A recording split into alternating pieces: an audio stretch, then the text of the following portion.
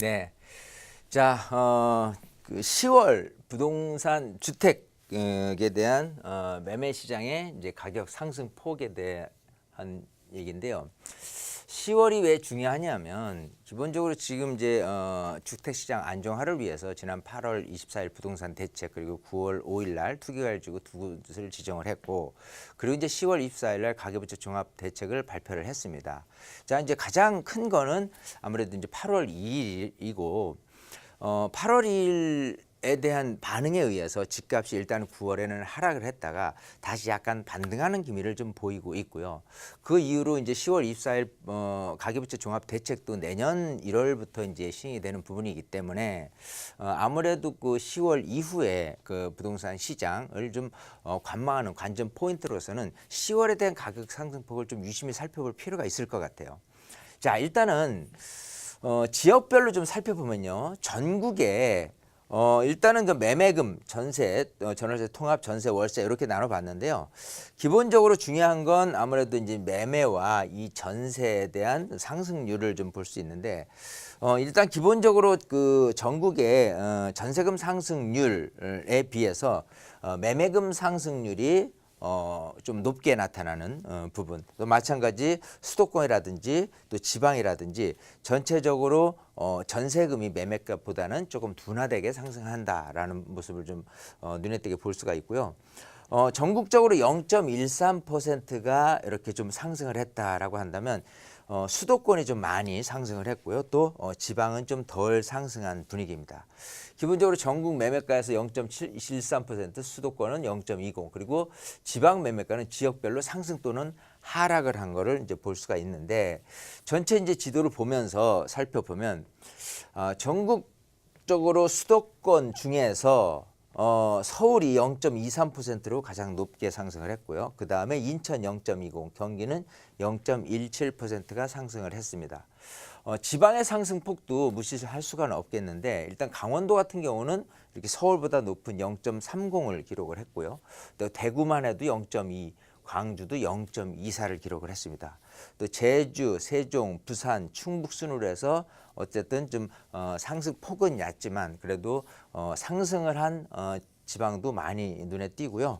반대로 하락한 곳이 있어요. 또 울산 같은 경우라든지 경북, 경남 이런 것 같은 경우는 경남이 가장 많이 이제 하락을 한 모습을 띠는데, 자, 이것처럼 지역별로 어디가 좀 많이 올랐고 어디가 좀 덜 올랐고 또 어디는 떨어졌고 이런 부분도 좀 모니터링 해볼 필요가 있어요. 왜냐하면 이 상승이라는 곳이 계속해서 상승하면 좋겠지만 반짝 상승하는 분위기에서 또 하락을 하게 될 때 그게 관전 포인트상 보면은 나중에 부동산 시장이 좋아졌을 때 다시 상승할 수 있는 여건이 되기 때문에 부동산 시장이 다시금 약간 안정세 또 거래가 줄어서 가격이 좀 하락이 된다고 한다면 이런 상승폭에 맞는 곳을 노리는 것이 더 유리하다라는 반증을 할 수 있는 거거든요.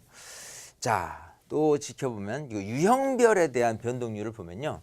아파트, 연립주택 그리고 이제 단독주택 중에서 단독주택이 굉장히 눈에 띄게 이렇게 오른 거, 그 다음에 연립주택 그리고 아파트가 그 다음을 차지한 부분이 있습니다. 자, 이렇게 봤을 때 일단 기본적으로 지금 단독주택, 연립주택, 아파트 순서대로 해서 가격이 이렇게 많이 올랐는데, 그만큼 아까 말씀드린 대로 이런 높은 상승을 기록한다면 상대적으로 시장 분위기가 안 좋았을 때는 하락을 하는 포인트로 단독주택도 마찬가지 나중에 하락을 하고 나서 시장이 좀 좋아진다고 한다면은 그것마저도 투자 대상 포인트가 이런 순서대로 오히려 될 수도 있다라는 생각을 좀 해볼 수도 있는 것 같고요.